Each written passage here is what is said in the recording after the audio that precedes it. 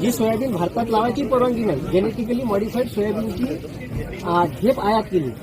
12 लाख टनाची ढेप आयात केल्यामुळे सोयाबीनचे भाव सरळ 12,000 3,500. आता स्टेजवर बोलले ते मान्य केलं त्यानं.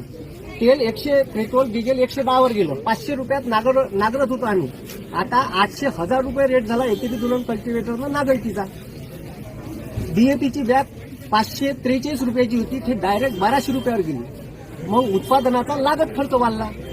त्याच्यानंतर आमचं सोयाबीन 1200-1300 रुपयात आम्ही सोंगत होतो, आज 2200 रुपये सोंगायला लागून राहिले. तुमची मागणी काय आहे थोडक्यात? हा, तर मग आता तुम्ही पहा ना, त्याचा विचार करा ना. त्याच्या उत्पादन खर्च वाढला आणि ऐन मोदी सरकार ते सोयाबीनची ढेप ऑगस्ट महिन्यात बोलावते सोयाबीन निघायच्या टायमावर.